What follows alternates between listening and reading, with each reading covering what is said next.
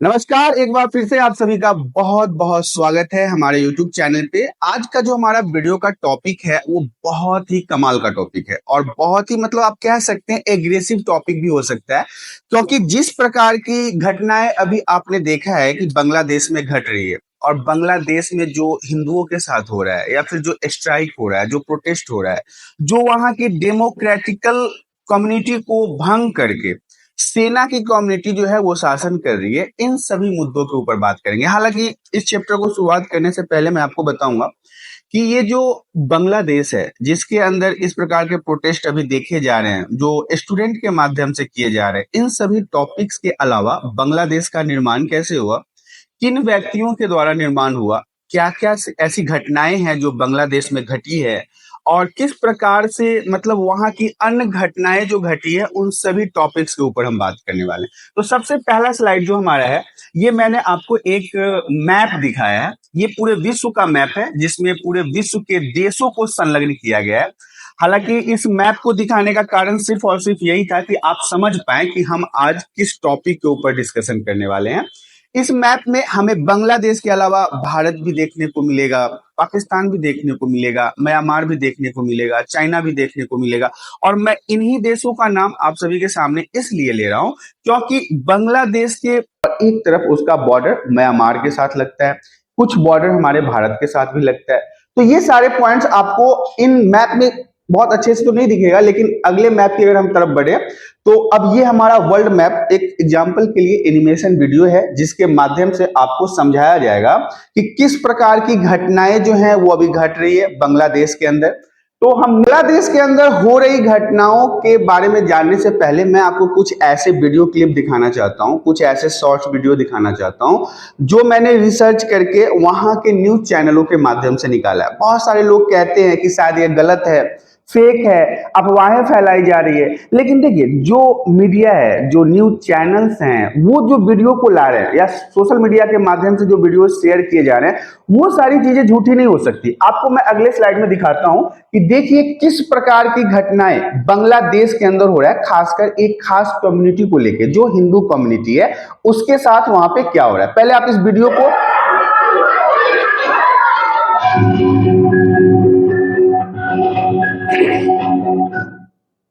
ये आपने देखा कि किस प्रकार से वहां पे हिंदू लड़कियों को प्रताड़ित किया जा रहा है, उनको जूते चाटने पे मजबूर किया जा रहा है, उनसे माफी मंगवाई जा रही है, उनसे उठी बैठक करवाए जा रहे हैं। और देखिए यहाँ पे इन लोगों को रस्सियों से बांध के रखा गया। ये हिंदू लड़कियां जो हैं इनको अब आप देख सकते हैं कि ये मुस्लिम इस्लाम कम्युनिटी के लोग हैं जो इनके साथ ज्यादती कर रहे हैं। आपको बड़ा आश्चर्य होगा कि एक मुस्लिम महिला दूसरे मुस्लिम महिला के साथ मिलके हिंदू लड़कियों के इज्जत पे अटैक कर रही है, मतलब उनके साथ बदतमीजी कर रहा है। एक महिला दूसरे महिला के साथ ऐसा कैसे कर सकती है?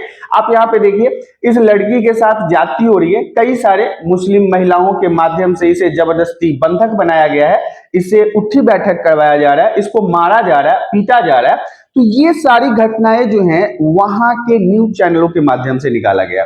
यहाँ पे आप देख सकते हैं कि रस्सियों से बांध के रखा गया इन लोगों को। और ये आप देख सकते हैं यहाँ पे मुस्लिम महिला है जो उनको थप्पड़ मार रही है, उनको चप्पल चाटने पे मजबूर कर रही है, उनको मतलब कई सारी ऐसी घटनाएं हैं जो देख के बहुत ही अजीबोगरीब आपको फील होगा। ऐसा फील हो रहा है कि एक महिला दूसरे महिला के साथ ऐसे अत्याचार को कैसे कर सकते हैं। तो ये सारी घटनाएं जो है वो अभी बांग्लादेश में वर्तमान समय में चल रहा है। जब से शेख हसीना ने वहां से देश छोड़ा है तो ये सारी चीजें हो रही है। यहाँ पे आप देखिए हिंदू मंदिरों को तोड़ा गया। ये काली जी का मंदिर है, हमारे हिंदू धर्म में काली माता का पूजा होता है, उनके मंदिरों को तोड़ा गया। यहाँ पे लड़कियों से उठी बैठक करवाया जा रहा है। ये सारे क्लिप जो है ना वो मैंने वहीं के सोशल मीडिया और वहीं के न्यूज चैनल से निकाला है।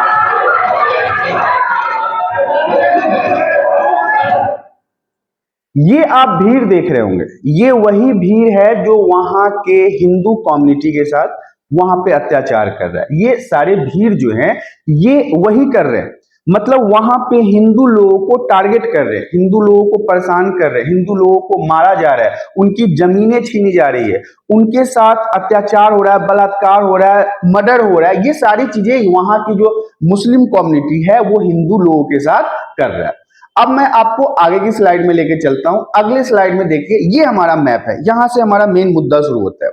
ये मुद्दा क्या है कि ये जो मैप है ना, इसमें आपको एक छोटा सा देश, यहां पे अगर आप गौर करेंगे तो बांग्लादेश दिखाई देगा। यही है बांग्लादेश, जहां पे सारी घटनाएं अभी के समय में हो रही है। ये भारत के पड़ोसी में आता है, पड़ोसी देश में आप बांग्लादेश को ले सकते हैं। तो ये छोटा सा जो आपको हरे कलर पे लाल कलर का बिंदु है, ये बांग्लादेश के तिरंगा का साइन है और यही बांग्लादेश है।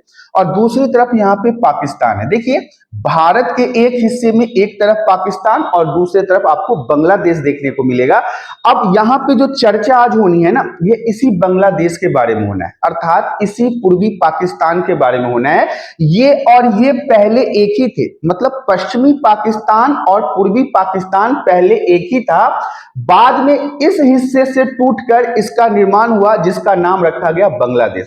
तो अभी जितनी भी घटनाएं हो रही है, जितनी भी समस्याएं हो रही है, सब इसी बांग्लादेश के अंदर हो रही है। तो इसी टॉपिक को आज हम विस्तार में समझेंगे। अगली स्लाइड की तरफ हम लेके चलते हैं। सबसे पहला ये हमारा एक मैप है और पहले तो आप बांग्लादेश के बारे में समझ लीजिए। बांग्लादेश जो है वो दक्षिण एशिया का देश है, एशियाई देश है। एशिया जो महादेश है उसी का एक देश है और देश की उत्तर पूर्व और पश्चिम सीमाएं भारत के दक्षिण पूर्व सीमा म्यांमार देशों से मिलती है। देखिएगा ध्यान से, उत्तर पूर्व और पश्चिम सीमाएं जो हैं किसका, बांग्लादेश का, किसके साथ मिलता है, भारत के साथ। मतलब तीन दिशाएं यहाँ पे आपको भारत के बॉर्डर के साथ इसका अटैचमेंट है और एक जो है दक्षिण पूर्व सीमा वो म्यांमार से मिलता है। म्यांमार भी एक प्रकार का देश है जो मतलब ठीक है, बहुत बहुत विकसित नहीं है और कम विकसित भी नहीं है, लेकिन बांग्लादेश का एक सीमा जो है वो म्यांमार से मिलता है। दक्षिण में बंगाल की खाड़ी है, ऐतिहासिक नाम बंग या बंगला है।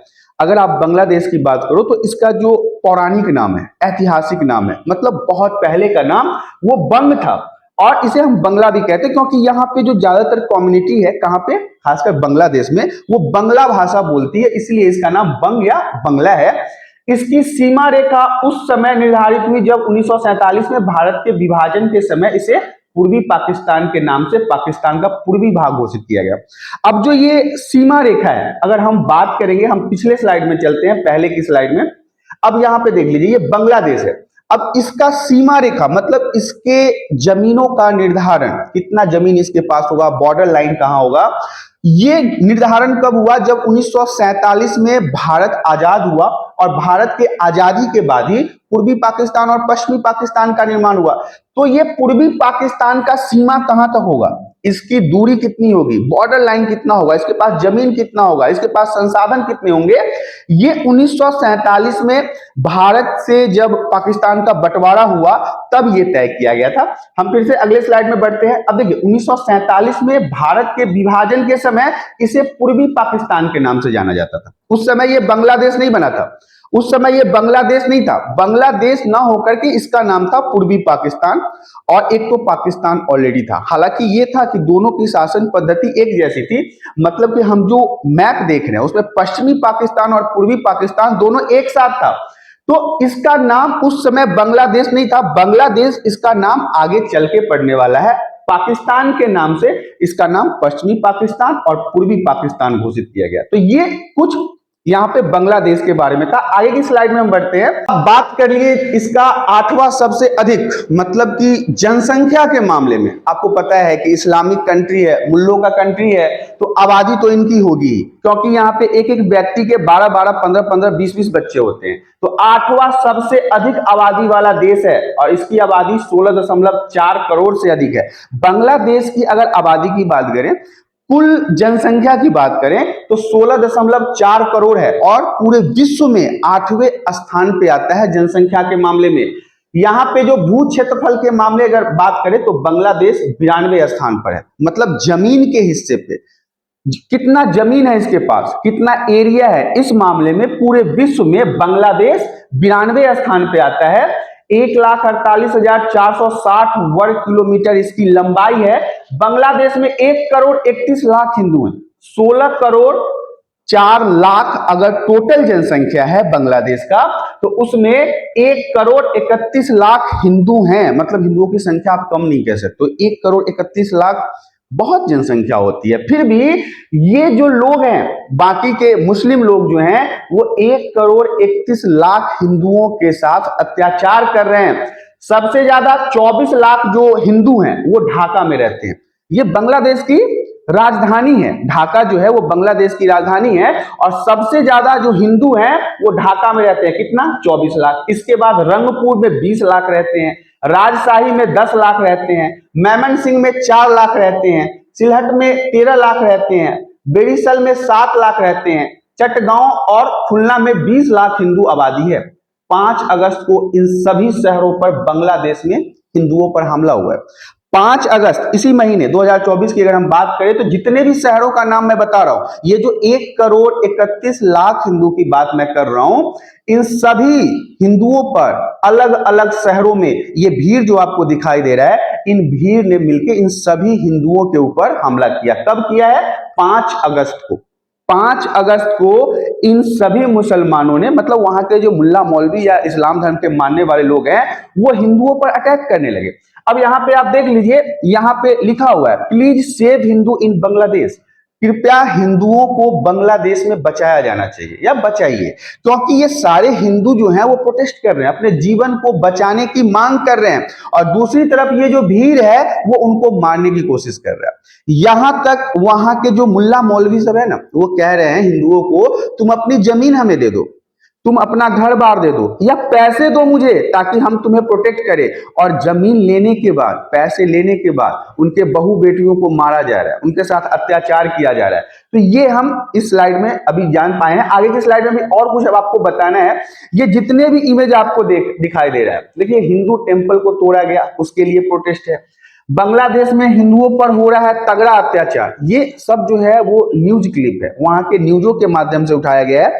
यहाँ पे प्लीज सेव हिंदू इन बांग्लादेश आपको दिख ही रहा है, यहाँ यही तस्वीर आपको इधर भी देख रहा है। मतलब चारों तरफ बांग्लादेश में खासकर एक खास कम्युनिटी हिंदू को लेके बहुत ज्यादा वहां के लोग जो है इनको परेशान कर रहे हैं, बहुत ज्यादा इनको मारा जा रहा है, काटा जा रहा है, तकलीफ दिया जा रहा है। तो ये सारे इमेज में आपको यही दिखेंगे कि वहां पे हिंदुओं का आखिर हाल क्या है। वहां पे हिंदुओं का हाल जो है वो बद से बदतर होता जा रहा है। प्रतिदिन जैसे जैसे समय बीतता जा रहा है, उनके जीवन को बहुत ज्यादा संकट हो रहा है। बहुत सारे लोग वहां से भागने की कोशिश कर रहे हैं, बहुत सारे लोग तो भारत के बॉर्डर तक पहुंच गए, भारत के बॉर्डर तक आ गए हैं ताकि उनको बचाया जा सके, उनके लाइफ को सेव किया जा सके। अगले स्लाइड में लेके चलते हैं। अगला स्लाइड हमारा कहता है बांग्लादेश की बड़ी मुस्लिम आबादी इसे तीसरा सबसे बड़ा मुस्लिम बहुल देश बनाती है। खासकर जो मुस्लिम कम्युनिटी है, जो इस्लाम कम्युनिटी है, वो ये कहता है कि हमारे जितनी भी जनसंख्या है उसमें तीसरे नंबर पे कौन आता है? बांग्लादेश आता है, क्योंकि बांग्लादेश में मुसलमानों की संख्या और देशों की अपेक्षा तीसरे नंबर पे आता है। तीसरा सबसे ज्यादा इस्लाम धर्म के मानने वाले लोग जो हैं वो बांग्लादेश में है। बांग्लादेश के संविधान में इस्लाम को राज्य पंथ के रूप में स्थापित करते हुए बांग्लादेश को एक पंथ निरपेक्ष राज्य घोषित किया। हालांकि इनको ना संविधान से मतलब है और शायद मेरे को नहीं लगता कि बांग्लादेश के किसी भी व्यक्ति को पंथ निरपेक्ष का अर्थ मालूम है। पंथ निरपेक्ष हमारा भारत भी है। पंथ निरपेक्ष का मतलब होता है जिस देश में सभी लोगों के आस्था का समान इज्जत किया जाए, सभी लोगों को अपने धर्म को मानने का अधिकार हो, सभी लोग अपनी इच्छा अनुसार अपने धर्म को चुन सकते हैं। लेकिन यहाँ पे तो ये लोग सिर्फ और सिर्फ मुस्लिमों की बात करते हैं, यहाँ पे तो सिर्फ और सिर्फ ये अपने इस्लाम धर्म की बात करते हैं। हिंदुओं के मंदिरों को तोड़ा जा रहा है, हिंदुओं के लोगों को मारा जा रहा है, हिंदू के बहु बेटियों के अस्मत के साथ खेला जा रहा है। तो ये कैसे कह सकते हैं कि ये पंथ निरपेक्ष है? ये पंथ निरपेक्ष नहीं है। हालांकि बहुत सारे ऐसे देश हैं जो अपने आप को कहते हैं कि हम डेमोक्रेटिकल कंट्री हैं, हम मतलब कि लोकतंत्र हैं, लेकिन ऐसा है नहीं। कहने को तो पाकिस्तान भी कहता है कि मैं लोकतंत्र हूं, मैं लोकतंत्र हूं, लेकिन आप सभी को पता है, पूरी दुनिया को पता है, पूरे दुनिया में मौजूद जितने भी देश हैं उन्हें पता है कि पाकिस्तान के अंदर डेमोक्रेसी है या वहां पे शासन सेना का होता है। यहाँ पे जैसा कि मैंने बताया कि बांग्लादेश की बड़ी मुस्लिम आबादी इसे तीसरा सबसे बड़ा मुस्लिम बहुल देश बनाती है, तो उसके कुछ उदाहरण है। आप यहाँ पे देखिए, ये जो आपको एक टीम दिखाई दे रहा है, ये इन मुल्ले जी का बच्चा सब है। आप गौर से देखिए, इन्होंने इतने बच्चे को पैदा किया और आप लोगों को लग रहा हो कि मैंने मजाक किया है, तो नहीं, मैंने मजाक नहीं किया। मैं आज तक से इसलिए स्क्रीनशॉट को लिया हूं। पाकिस्तान की बात है ये, 3 पिता के 96 बच्चे, कहते हैं ये तो अल्लाह की देन है। मतलब 3 व्यक्ति के 96 बच्चे हैं। आप समझ सकते हो कि पता नहीं ये मुल्ला क्या खाता है, कहां से आया है, कैसे आया है। 3 व्यक्ति के 100 बच्चे कैसे हो सकते हैं? और बच्चे पैदा करने के बाद ये कहता है ये अल्लाह की देन है। साइंस नाम का कोई चीज इसको पता है कि नहीं पता है, मुझे नहीं पता। लेकिन अब ये बताइए कि अगर ये व्यक्ति कहता है ये अल्लाह का देन है, तो इसका मतलब तो ये अल्लाह वगैरह इनके देशों को चला रहे होंगे। साइंस तो यहाँ पे फेल होता हुआ दिखाई दे रहा है। और इसके अलावा मैंने इस पूरे क्लिप को यहाँ पे लिया नहीं है, इस क्लिप में और भी चीजें मैंने देखा। ये ऐसा बेशरम आदमी है, ये कह रहा है कि बच्चे को खेलने के लिए दोस्तों की जरूरत ही नहीं है। हमारे घर में इतने बच्चे हैं कि ये आपस में खेलेंगे, क्रिकेट खेल सकते हैं, 3 टीम बना के आपस में खेल सकते हैं। समझ सकते हैं ये मुल्ला, इसकी उम्र देखिए, ये बच्चा पैदा करने की उम्र में है, ये नाना दादा बनने की उम्र में ये अपना टीम बना रहा है। और 96 बच्चे पैदा करना, पता नहीं मतलब इस्लाम में ये क्या नियम है, क्या कानून है। अब हालांकि ज्यादा मुझे इस्लामिक कानून के बारे में पता नहीं, लेकिन जो भी है ये कहते हैं ये अल्लाह का देन है, अल्लाह ने इन्हें दिया है। पता नहीं शायद इन्होंने अल्लाह से कोई वेबसाइट लिया होगा, वहां से डाउनलोड किया है। तो ये आखिर स्वाभाविक सी बात है, अगर एक एक व्यक्ति के 96 बच्चे होंगे तो ये आबादी में तो ये तीसरा सबसे बड़ा हो ही जाएगा। और सबसे बड़ी बात है ना कि ये जो मुल्ले मौलवी है ना, इनको ऐसा लगता है कि इनकी जितनी जनसंख्या ज्यादा होगी, ये उतना ज्यादा अलग अलग देशों में जाके अपने जनसंख्या को बढ़ा के उन पर हुकूमत कर सकते हैं। इनका जो सोच है ना वो बेकार है। ये इतने सारे बच्चे पैदा कर रखे हैं ना, अब इन बच्चों का कुछ नहीं होगा भविष्य। ये साइकिल का पंक्चर बनाएगा, ये अंडे की रेडी लगाएगा, ये चोरी करेगा, ये पॉकेटमारी करेगा, ये ट्रेन में कुछ बेचेगा, ऐसा भविष्य इनका बना देंगे ये। तो ये मुल्लों को ये नहीं पता कि हम बच्चे पैदा क्यों कर रहे हैं। ये तो सीधा कहते हैं अल्लाह ने दिया, हम कौन होते हैं मना करने वाले, हम कौन होते हैं रोकने वाले। अब जिसका सोच ही है इस टाइप का हो, जिन मुल्लों का सोच ऐसा हो, अब जो खुद ही ऐसा कहता है, इसकी उम्र आप गौर से देखिए तो मुझे लगता है ये 70 साल के प्लस का होगा। और ये कहता है कि अब हमने ऐसा सोचा है कि मेरे बच्चे दूसरे के साथ खेलने ही नहीं जाएंगे, घर में इतने बच्चे होंगे कि वो 2-3 टीम क्रिकेट का बना के आपस में खेल सकते हैं। अब 2-3 टीम बनाने के लिए समझ लीजिए कि एक टीम में अगर 12 प्लेयर हैं तो एक खेल खेलने के लिए 24 प्लेयर चाहिए, और 3 टीम बनाने के लिए तो सही इसने आंकड़ा लगाया है कि 100 बच्चे तो चाहिए ही चाहिए इसके घर में। तो ये भाई प्रोग्रेस में है, पाकिस्तान के रहने वाले हैं जहां का खुद का हालत इतना खराब है। अब स्वाभाविक सी बात है, वहां की आर्थिक व्यवस्था खराब हो रही है, भोजन के लिए खाना पाना नहीं है, टमाटर महंगा हो जाता है, पानी नहीं है, कपड़े नहीं है, नंगे घूमते रहते हैं। तो ये इन बच्चों को क्या पहनाएगा, ये बच्चे भी ऐसे ही नंगे घूमेंगे। तो इन्हीं कारणों से आप कह सकते हैं कि मुस्लिम समुदाय का जो आबादी है उसके तीसरे नंबर पे हालांकि बांग्लादेश आता है। अगर बांग्लादेश तीसरे नंबर पे आता है तो मुझे तो लगता है कि पाकिस्तान तो सबसे टॉप पे आएगा, क्योंकि अगर वहां के व्यक्तियों की ऐसी सोच है 96 बच्चा पैदा करने का, तो ये सबसे ऊपर इनको होना चाहिए। तो ये था बांग्लादेश के बारे में। आगे की स्लाइड में हम बढ़ते हैं। पूर्वी हिस्सा जो है वो देश की सत्ता में कभी भी उचित प्रतिनिधित्व नहीं पा सका। देखिए यहाँ पे एक डायग्राम को देखिए, ये हमारा पश्चिमी पाकिस्तान, ये पाकिस्तान, ये जो कुत्ते सा डायग्राम है, आप अगर सही मायने में देखो, ये अगर आप देखो तो पाकिस्तान का जो मैप है ना, ये गौर से देखिए, आपको बिल्कुल मैं गलत नहीं बोल रहा हूं, आप देख सकते हो ये कुत्ते का जैसा है। अगर आपको इसको सही से अलग करके अगर इसको हम मतलब कि इसको अलग कर दें तो ये आपको बिल्कुल एक कुत्ते जैसा दिखेगा, हालांकि देश भी कुत्ता ही है। तो पश्चिमी पाकिस्तान जो है वो ये है, और पूर्वी पाकिस्तान जो है वो ये है। अब पूर्वी पाकिस्तान का ही नाम आगे चल के बांग्लादेश पड़ा है। अब ये हमारा बीच में भारत है, एक तरफ पश्चिमी पाकिस्तान, एक तरफ पूर्वी पाकिस्तान। भारत पाक का विभाजन 1947 में हुआ था, मतलब भारत से पाकिस्तान टूट के 1947 में हटा। अब सबसे पहले हम इस मुद्दे को समझते हैं क्या है। ये पश्चिमी पाकिस्तान है, यहाँ के जो हुक्मरान थे, मतलब जो चीफ थे, सेना के नेता जो थे, वो क्या कर रहे थे कि अपने देश को देख रहे थे और ये छोटा सा हिस्से पे सिर्फ और सिर्फ जुल्म ढा रहे थे। इनके ऊपर सिर्फ जुल्म ढाया जा रहा था, किसके ऊपर? पूर्वी पाकिस्तान के ऊपर। उचित प्रतिनिधित्व नहीं पा सका, मतलब कभी भी नेताओं का, वहां के सैनिकों का ध्यान इस पे गया ही नहीं। सिर्फ इनको लूटने खसोटने के ध्यान से वो इनका उपयोग करते थे। हमेशा राजनीतिक रूप से वो उपेक्षित रहा, मतलब कोई ध्यान नहीं, राजनीति पॉलिटिक्स यहाँ पे कोई ध्यान नहीं। कोई स्कूल नहीं बनवाना, कोई कॉलेज नहीं बनवाना, कोई यूनिवर्सिटी नहीं बनाना, कोई स्वास्थ्य सेवा नहीं देना, बिल्कुल इसे अलग थलग रखा गया।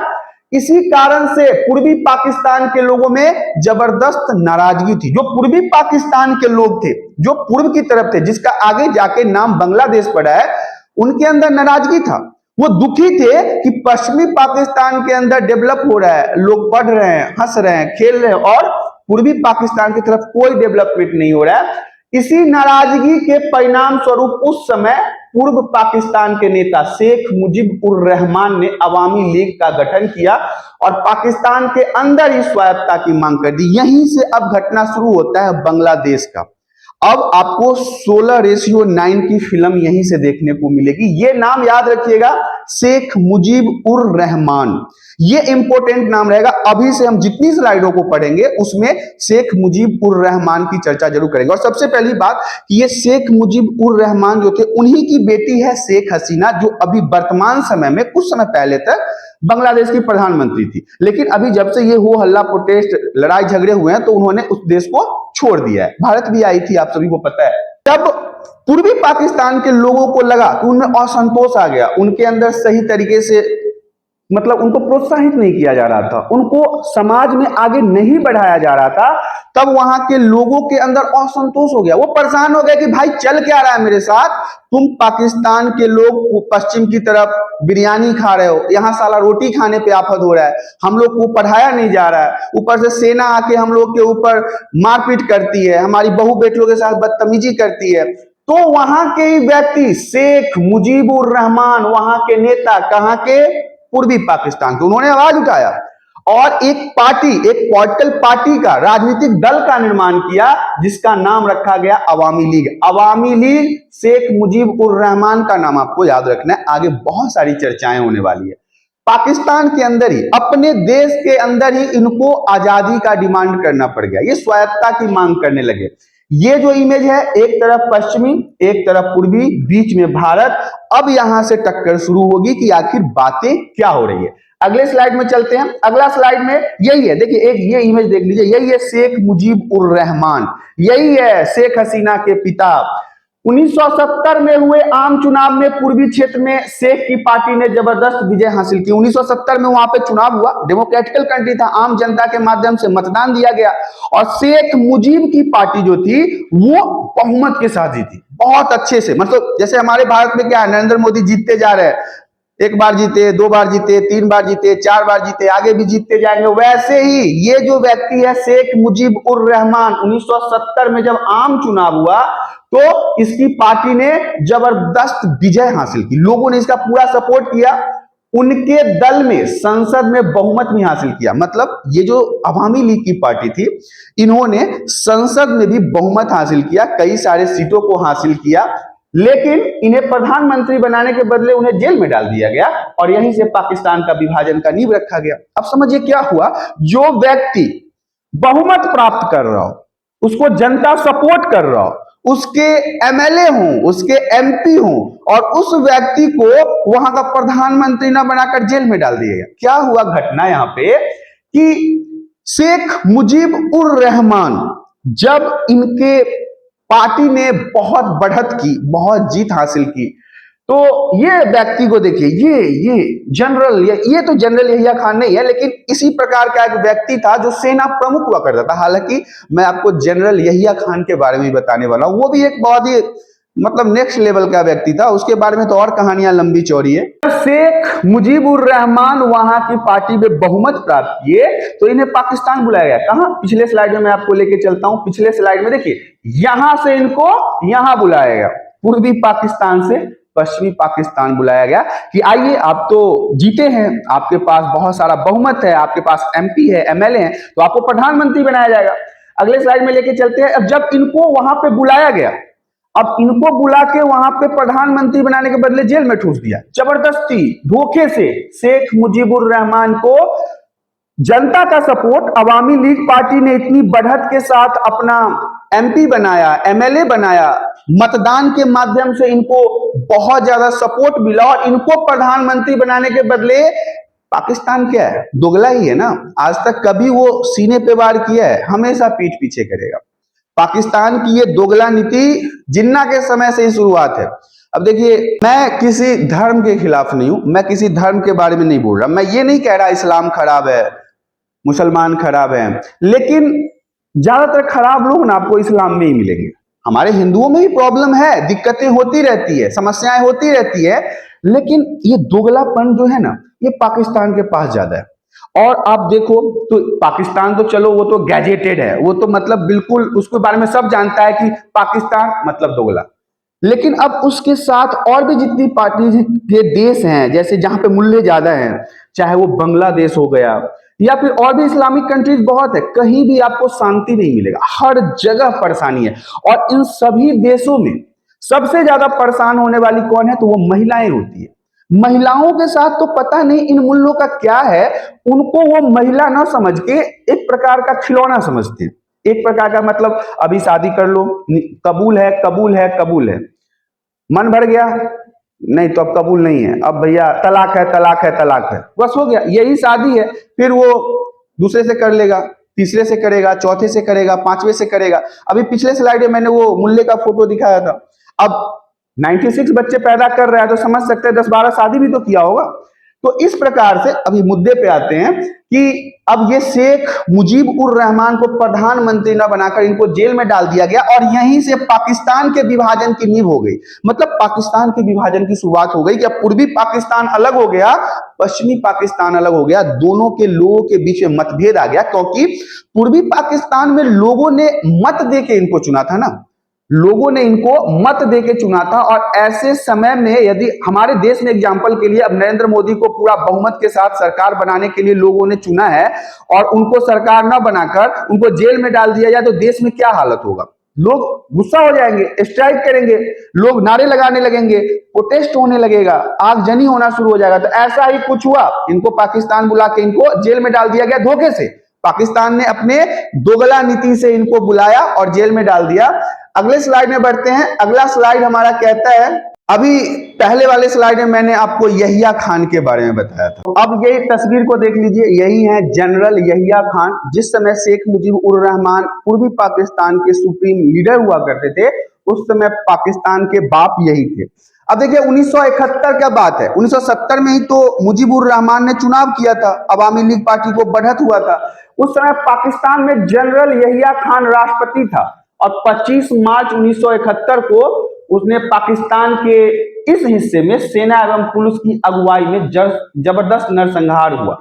मतलब जनरल यहिया खान ने क्या किया, ये हरामी है, ये इसने देखा कि वहां पे शेख मुजीबुर रहमान जीत रहे हैं, जीत चुके हैं, उनको जनता का सपोर्ट हो रहा है, तो इसने पुलिस और सेना को लेके पूर्वी पाकिस्तान के उन हिस्सों में लोगों को मारना शुरू कर दिया, काटना शुरू कर दिया। गरीब अमीर, अच्छे बुरे ईमानदार सभी लोगों के साथ नरसंहार किया। नरसंहार एक ऐसा शब्द है जिसमें निर्दोष व्यक्तियों को काटा जाता है। इससे पाकिस्तान सेना में काम कर रहे पूर्वी क्षेत्र के निवासियों में जबरदस्त रोष हुआ और उन्होंने अलग मुक्ति वाहिनी सेना बना ली। अब देखिए, जब पूर्वी पाकिस्तान और पश्चिमी पाकिस्तान साथ में था, उस समय तो पश्चिमी पाकिस्तान और पूर्वी पाकिस्तान दोनों के सेना मिलकर ही प्रधानमंत्री पाकिस्तान का सेना बना हुआ था। तो जब पश्चिमी सेनाओं ने या फिर सारी सेनाओं ने जनरल यहिया खान की दादागिरी और दोगलागिरी के कारण पूर्वी पाकिस्तान के लोगों का नरसंहार करना शुरू किया, उनको जबरदस्ती मारना शुरू किया, महिलाओं के साथ बलात्कार हुआ, मैं ये सारे टॉपिक आपको भी बताऊंगा।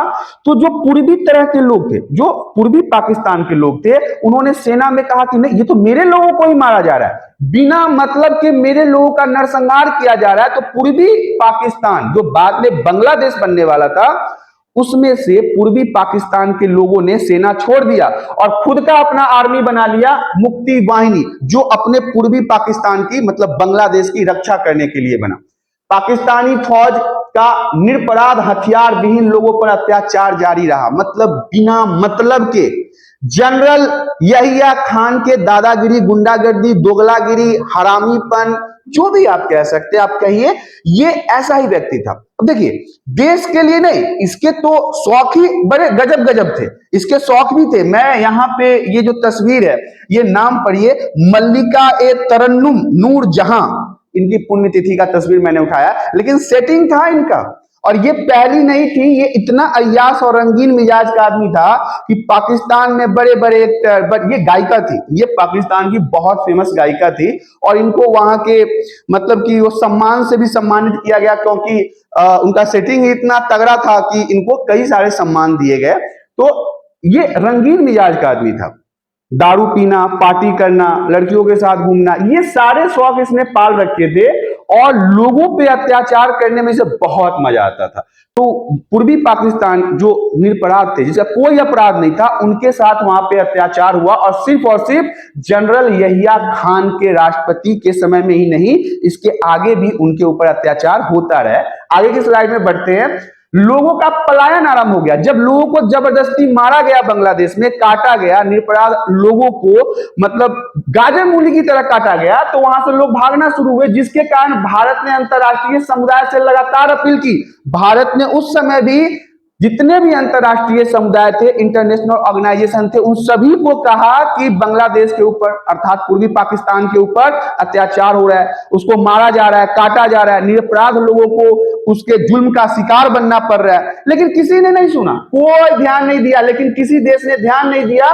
और जब वहां से विस्थापित लगातार भारत आते रहे, तो अप्रैल 1971 में तत्कालीन प्रधानमंत्री इंदिरा गांधी ने मुक्ति वाहिनी को समर्थन दे दिया। इस पॉइंट को समझिए। अब आदमी कहां जाएगा? अब आप सोचिए कि आपको आपके घर में मारा जा रहा है, काटा जा रहा है, बहू बेटियों को उठा के लेके जाया जा रहा है, तो आप कहीं तो अपनी जान बचाने के लिए भागोगे। कहां भागोगे? पड़ोसी के घर में ही भागोगे ना। तो बांग्लादेश का पड़ोसी कौन था? हम ही तो थे। एक तरफ तो पाकिस्तान तो उनको अत्याचार कर रहा था, पड़ोसी हम थे, तो वहां के लोग भारत आना शुरू हो गए। अब अचानक से अब हजारों हजार लाखों करोड़ों में लोग हमारे भारत आना शुरू होंगे, तो हमारे भारत की भी स्थिति तो खराब होगी ना, क्योंकि भारत भी उस समय कुछ बहुत ज्यादा समृद्ध नहीं था। आजादी अभी हाल फिलहाल में हुई थी, हम भी अपने देश को संभाल रहे थे। लेकिन क्या हुआ कि जो मुक्ति वाहिनी सेना उन्होंने तैयार किया था, ध्यान से समझिएगा, ये जो मुक्ति वाहिनी सेना था, जो पूर्वी पाकिस्तान का सेना था, उसको उस समय की तत्कालीन प्रधानमंत्री इंदिरा गांधी ने समर्थन दे दिया कि अब तू लड़ाई कर, हमारी सेना भी तुम्हारे साथ लड़ाई करेगा और तुम्हें आजादी दिलाएगा। और बांग्लादेश को आजादी में सहायता करने का निर्णय किया। युद्ध हुआ, लड़ाइयां हुई, हमारी भारतीय सेना ने बांग्लादेश में घुसकर पाकिस्तानी मौलवियों को और उनकी सेनाओं को मार मार कर बांग्लादेश से खाली करवाया। लास्ट में यह हाल हो गया पाकिस्तानी सेना का, उन्होंने आत्म सरेंडर, मतलब कह सकते सरेंडर कर दिया, उन्होंने अपने हथियार रख दिए भारतीय सेना के सामने में।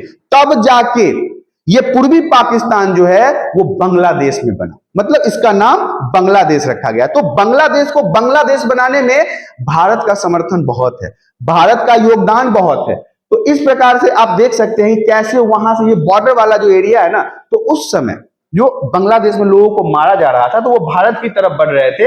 अब हम आपको आगे की स्लाइड में लेके चलते हैं। अब देखिए, ये स्लाइड जो है, मैं कुछ अब बांग्लादेश के बारे में बताना चाहूंगा। ये स्लाइड जो है वो प्रॉपर जानकारी के लिए। हमारे भारत देश में ना जो बांग्लादेशी सब आए, तो बांग्लादेशी के पास कोई काम नहीं था, उनके पास कोई रोजगार नहीं था, कोई जॉब नहीं था। तो ज्यादातर बांग्लादेशी लड़की और महिलाएं यहाँ पे वेश्यावृत्ति और देह व्यापार में संलिप्त हो गई। और भारत के बहुत सारे हिस्से की अगर मैं बात करूं, चाहे वो पश्चिम बंगाल हो, असम हो, दिल्ली हो, बिहार हो, नेपाल हो, झारखंड हो, छत्तीसगढ़ हो, उड़ीसा हो, यहाँ पे ज्यादातर लड़कियां या महिलाएं आपको बांग्लादेशी ही मिलेंगी जो देह व्यापार जैसी घिनौनी हरकतों में संलिप्त होती है। तो ये जितने भी बांग्लादेशी हमारे भारत में हैं, लोग हमारे भारत की संस्कृति को गंदा करते चले गए। अगले स्लाइड में बढ़ते हैं। देखिए, अगले स्लाइड में हम शेख मुजीब उर रहमान के बारे में बात करेंगे। बांग्लादेश के संस्थापक, बांग्लादेश को बनाने वाला, बांग्लादेश का निर्माण करने वाला अगर नाम लिया जाएगा तो वो नाम होगा शेख मुजीब उर रहमान का। बांग्लादेश के संस्थापक नेता शेख मुजीब उर रहमान ने बांग्लादेश की आजादी के लिए संघर्ष किया। आपको पता है, शुरुआत से ही अगर पूर्वी पाकिस्तान को आजादी दिलाने की बात हुई थी तो शेख मुजीब उर रहमान ने दिलाई थी। बांग्लादेश के राष्ट्रपति कहे जाने वाले शेख मुजीब को बंग बंधु की उपाधि से नवाजा गया, क्योंकि आपको पता है ना कि हमने पहले आपको बताया था कि इसे हम बंग या बंगला दोनों के नाम से जानते थे, क्योंकि यहाँ पे ज्यादातर लोग जो थे वो बंगाली भाषा को बोलने वाले थे। तो बाद में आगे चलकर शेख मुजीब को बंग बंधु की उपाधि से नवाजा गया।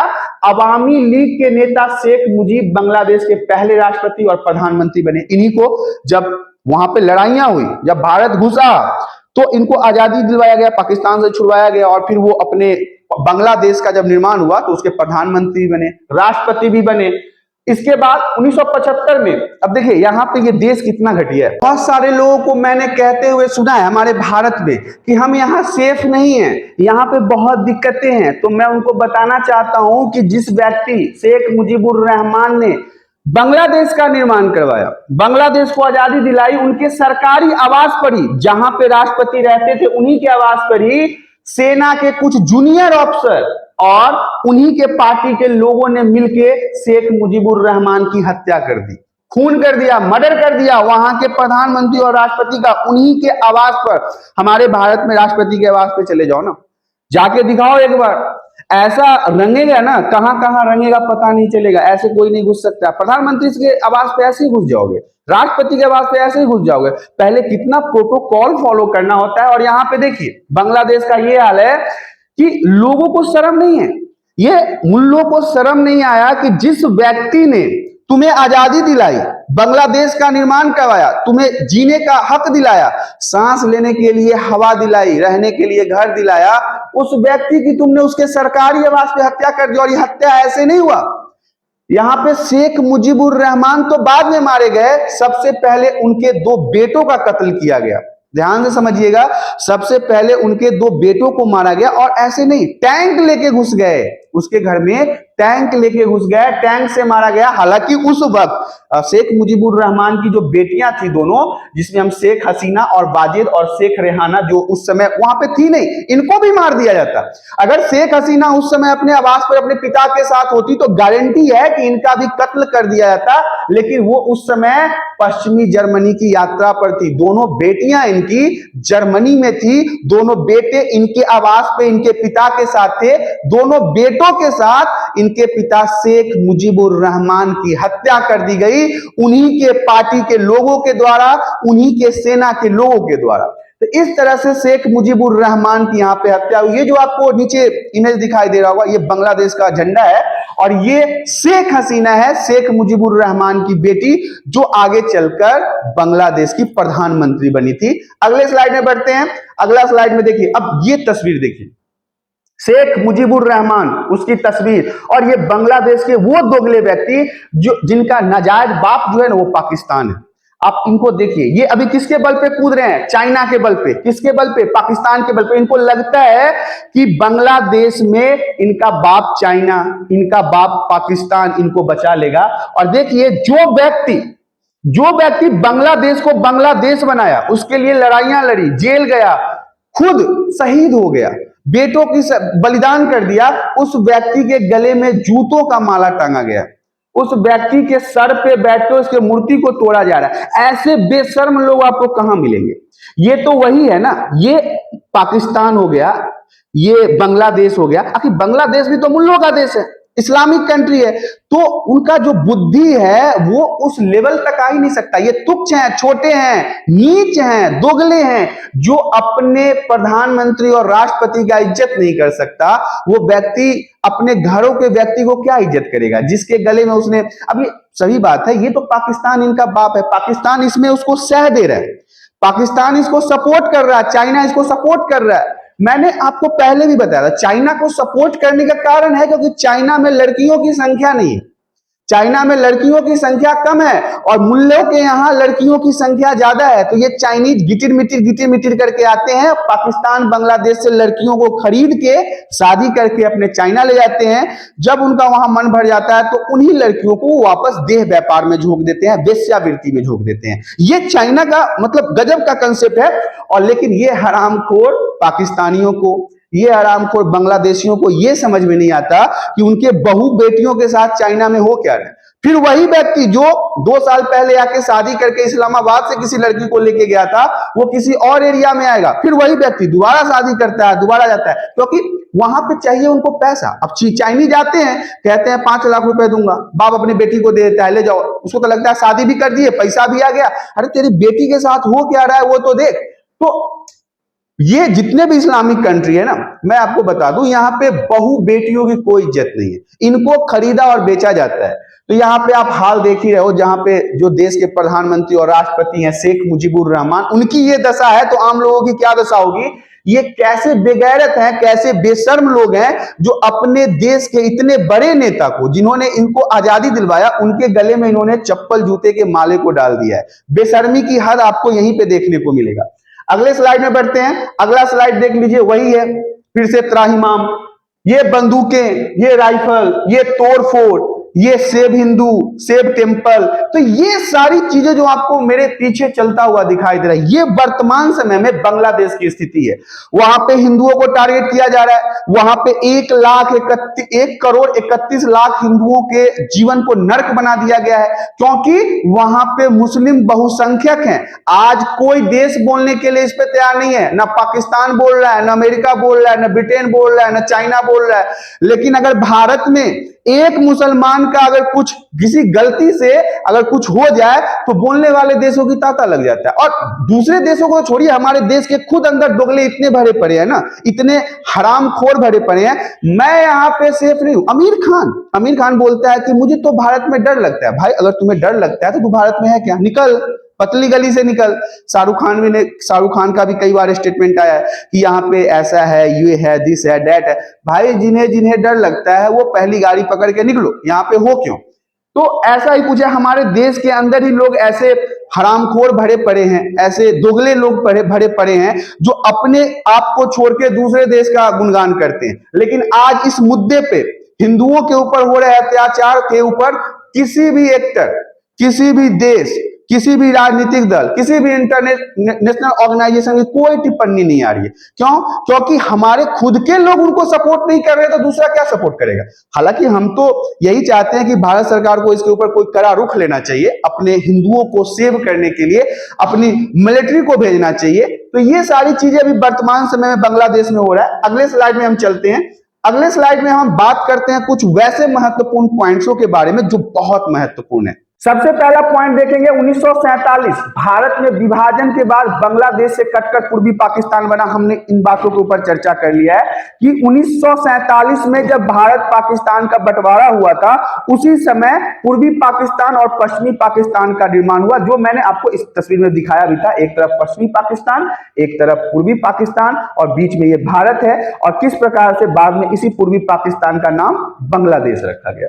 दूसरा, 1949 में अवामी लीग की स्थापना हुई, जिसका उद्देश्य पूर्वी पाकिस्तान को स्वायत्तता दिलाना था। जब वहां के लोगों ने देखा कि हमारे जीवन में बहुत परेशानी है, बहुत कष्ट है, वो पाकिस्तान के जो हुक्मरान थे, जो बड़े बड़े नेता थे, जो सेना के अध्यक्ष थे, वो पूर्वी पाकिस्तान के लोगों के ऊपर अत्याचार करते थे, उनके ऊपर बेरहमी दिखाते थे, उनको मारा काटा जाता था।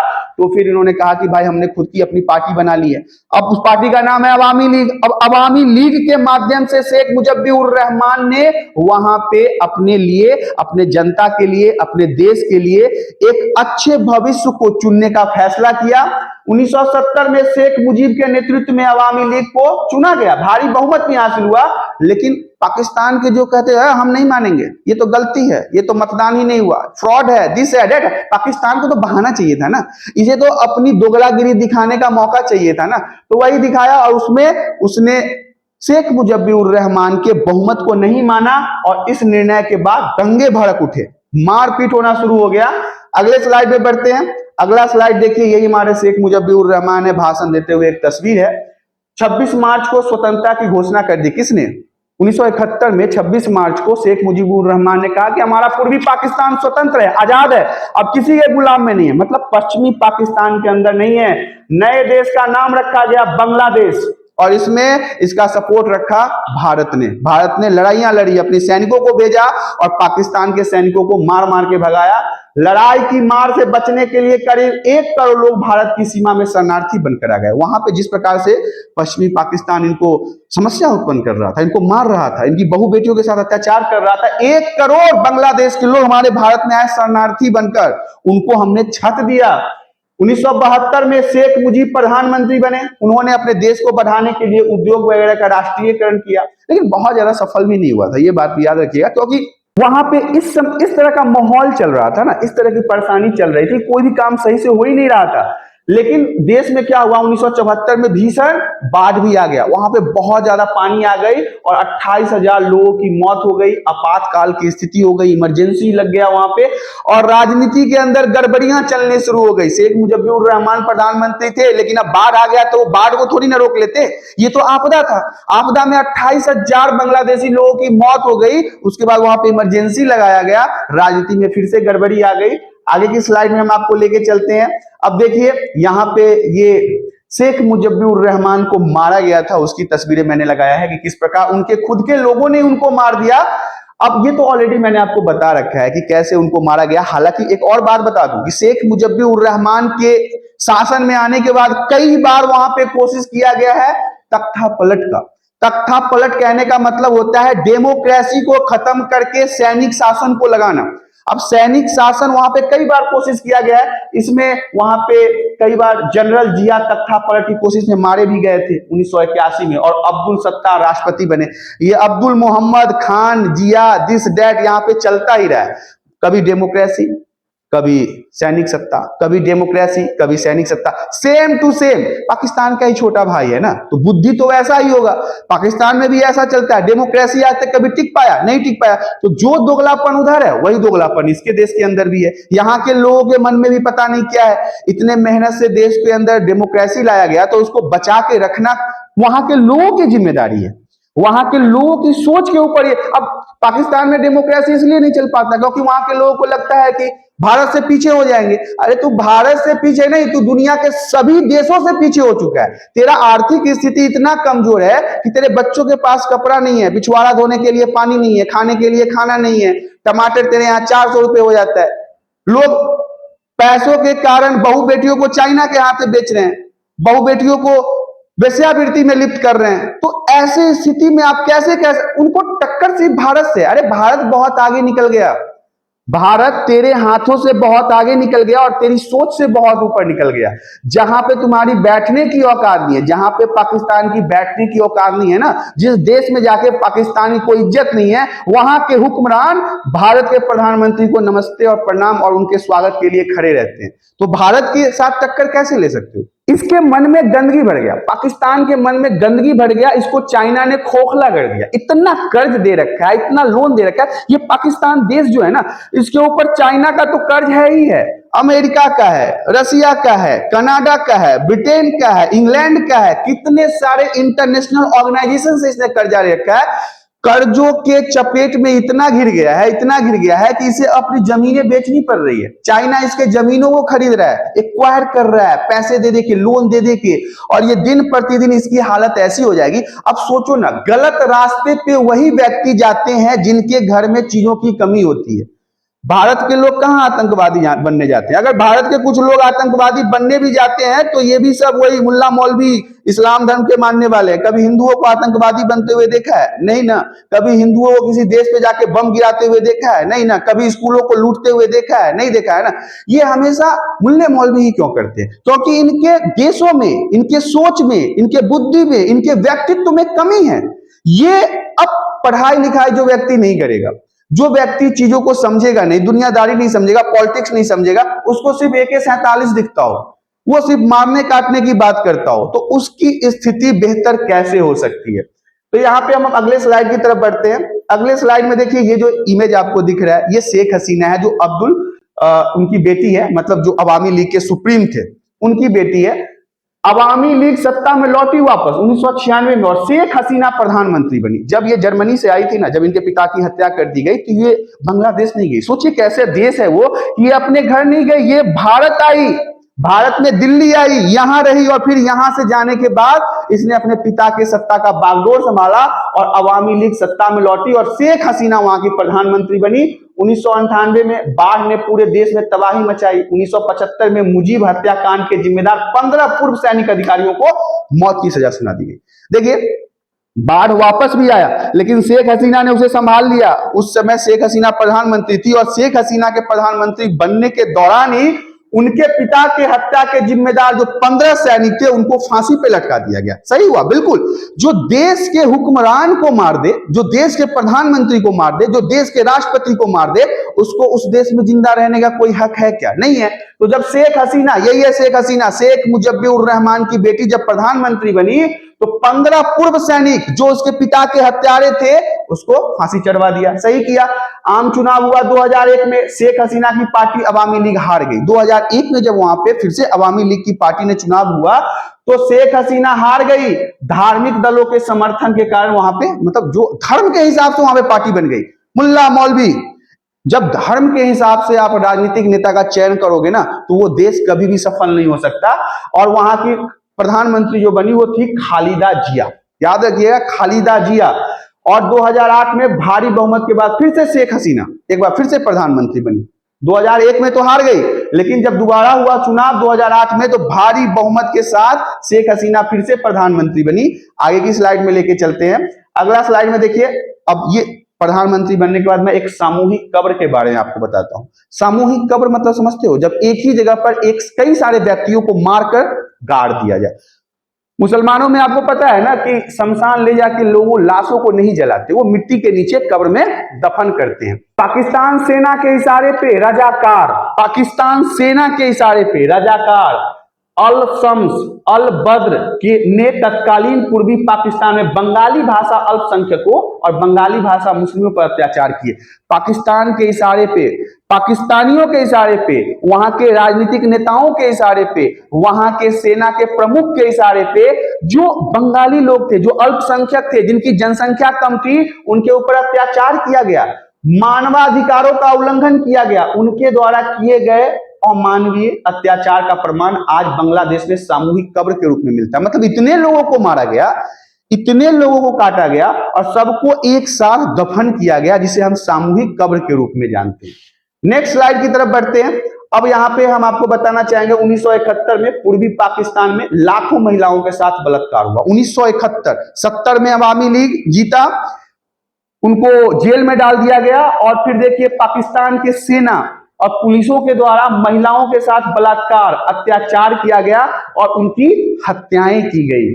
एक अनुमान के मुताबिक, सोचिए ये कितना हरामजादा देश है, एक अनुमान के मुताबिक करीब 4 लाख महिलाओं के साथ ऐसी अत्याचार हुआ।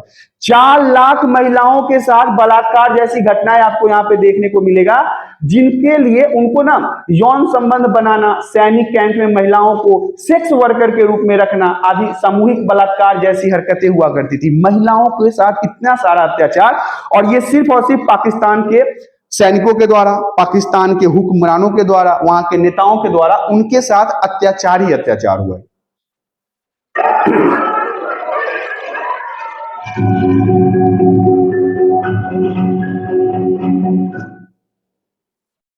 जितनी भी बातें मैंने आपको बताई है ये इतिहास से जुड़ा हुआ बताया।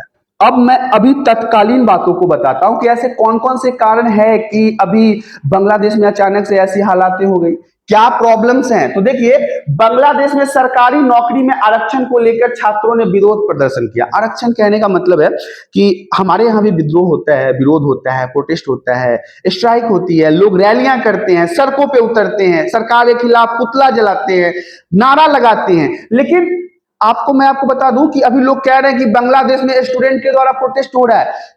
घंटा एक भी बच्चा ऐसा मुझे नहीं दिख रहा है जो स्टूडेंट जैसा लग रहा हो। अरे दाढ़ी बाल पके हुए हैं, मुल्ला मौलवी सब ऐसे। 50-50 साल का आदमी किस पता नहीं कौन से कॉलेज का स्टूडेंट सा दिख रहा है। तो इन्होंने सरकारी नौकरी में आरक्षण को लेकर विरोध किया छात्रों ने, और ये प्रदर्शन विवाद उन 30% आरक्षण को लेकर है जो स्वतंत्रता सेनानियों के वंशजों को दिए जा रहे हैं। पहले से क्या बंगाल में मतलब कि बांग्लादेश में ऐसी व्यवस्था थी कि जो स्वतंत्रता सेनानी है, जिन्होंने स्वतंत्रता के समय में, कब पूर्वी पाकिस्तान का जब बांग्लादेश के रूप में रूपांतरण हो रहा था, उस समय जिन लोगों ने लड़ाइयां लड़ी, सेना के साथ लड़ाइयां लड़ी, उनके वंशजों को, उनके घर परिवारों को नौकरी में 30% का आरक्षण दिया जा रहा था। मतलब उनको आरक्षण मिल रहा था। इसके विरोध में छात्रों ने वहां पे प्रोटेस्ट किया। छात्रों का आरोप है कि मेरिट के आधार पर सरकारी नौकरियां नहीं दी जा रही है, कि मतलब हम पढ़े लिखे हैं, हमको नौकरियां नहीं मिल रही है, लेकिन जो सेना के उस समय के अधिकारी थे, उनके वंशजों को 30% आरक्षण दिया जा रहा है। इसलिए इन्होंने ये प्रोटेस्ट किया। आप देख सकते हैं किस तरह से भीड़ जो है वहां पे प्रोटेस्ट कर रही है। इसमें बच्चे, बूढ़े, जवान, महिला, हीरो, हीरोइन सब इसमें संलिप्त है। और इस तरह से यहाँ पे शुरू हुआ दिक्कतें। अगले स्लाइड में हम आपको बताते हैं कि क्या हुआ। बांग्लादेश में आरक्षण को लेकर शुरू हुए छात्र आंदोलन में विपक्षी दल भी फ्रंट फुट पर आ गए। अब विपक्षी दल जो एंटी पार्टी होते हैं, उनको तो मौका चाहिए कि कैसे भी सरकार को गिराना है। तो जब ये प्रोटेस्ट शुरू हुआ तो विपक्षी दल सामने आए और शेख हसीना सरकार के खिलाफ व्यापक विरोध किया। मतलब शेख हसीना जो उस समय की प्रधानमंत्री थी, उसके खिलाफ विरोध करना शुरू किया।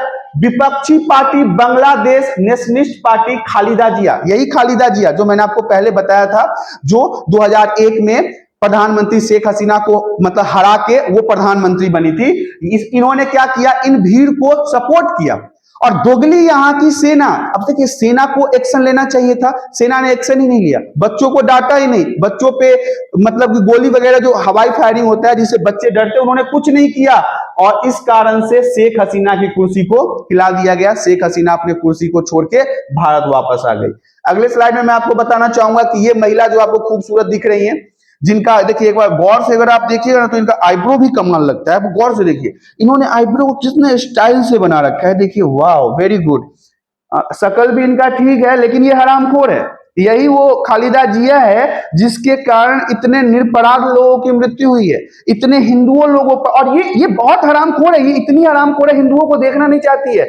इसका अपना नियम है, इस्लामिक नियम, बुर्का पहनो, 12 बच्चे पैदा करो। ये खुद के 30-40 बच्चे हैं इसके पास, पता नहीं क्या खा के पैदा किए। छोड़िए, बांग्लादेश में चल रहे प्रदर्शनों में जो सेना की सरकार के साथ देने को मना कर दिया, मतलब सेना ने सरकार का साथ देने से मना कर दिया। शेख हसीना की सरकार ने जब सेना से कहा कि आप थोड़ा मुझे सपोर्ट कीजिए, आप इन बच्चों को भगाने में और इनके स्ट्राइक को तोड़ने में मदद कीजिए, सेना ने मना कर दिया कि नहीं भाई, हम क्यों करें, हम नहीं करेंगे। और इसी कारण से हिंसा भड़काने, और पाकिस्तान का भी हाथ है। ये पाकिस्तान तो हमेशा से दोगला रहा है। पाकिस्तान ने इसका सपोर्ट किया खालिदा जिया का, क्योंकि ये पूरे पाकिस्तान की बेगम है, ये पूरे पाकिस्तान की बेगम है, पूरे पाकिस्तान में इनका हुक्म चलता है, ये जो कहती है वही कहता है, क्योंकि ये खूबसूरत ही इतनी है। तो इस तरह से बांग्लादेश में हिंसा भड़काने में पाकिस्तान का भी हाथ रहा। इस तरह से ये पूरी कहानी जो थी वो बांग्लादेश की थी, शुरुआत से लेके अंत तक जितने भी मुद्दे थे तो वो मैंने आपको बता दिया। हालांकि अब इन मुद्दों के ऊपर थोड़ा सा तो ध्यान देना जरूरी है, क्योंकि जिस प्रकार से हिंदुओं के लिए बोलने वाला कोई नहीं है। हम भारत में ही जब हिंदुओं का सपोर्ट नहीं कर पाते हैं तो विदेशों में हम क्या करेंगे। हमारे खुद के हिंदू हमारे भारत में ही सुरक्षित नहीं है, तो भारत के अंदर भी उनके साथ अत्याचार होता है। लेकिन सरकार को यहाँ पे ना एक रूल, एक स्ट्रिक्ट गाइडलाइन जारी करना चाहिए कि जिस प्रकार से वहां पे 1.5 करोड़ हिंदू है, कोई छोटी व्यवस्था नहीं है कि मतलब 2-4 हैं तो हम इग्नोर कर दे, नहीं। 2-4 हैं भी तो इग्नोर क्यों करे भाई, 2-4 लोगों की जान क्या जान नहीं होती है। इस समय भारत सरकार को इसके ऊपर एक कड़ा स्ट्रिक्ट नियम लेना चाहिए कि उनको, हिंदुओं को सुरक्षित करना है बांग्लादेश में, क्योंकि हम भारत और हमारे भारत की व्यवस्था इस काम में सक्षम है कि हम एक साथ पाकिस्तान, बांग्लादेश और इस तरह के जितने भी कट्टरपंथी देश हैं उनको एक साथ सबक सिखाने में हम सक्षम हैं। तो ऐसे समय में भारत के प्रधानमंत्री नरेंद्र मोदी को कोई ना कोई तो बिल्कुल स्ट्रिक्ट नियम बनाना चाहिए, ताकि वो हमारे 1.5 करोड़ हिंदू भाई बहनों को बांग्लादेश में सुरक्षित कर सके। आशा करता हूं कि आज के वीडियो में दी गई जानकारी आप सभी को पसंद आया होगा। जानकारी पसंद आया तो वीडियो को लाइक करें, चैनल पे पहली बार आए तो चैनल को सब्सक्राइब करें, ताकि इसी प्रकार के वीडियोस आपको हमेशा प्राप्त होता रहे। आज के लिए इतना ही, धन्यवाद।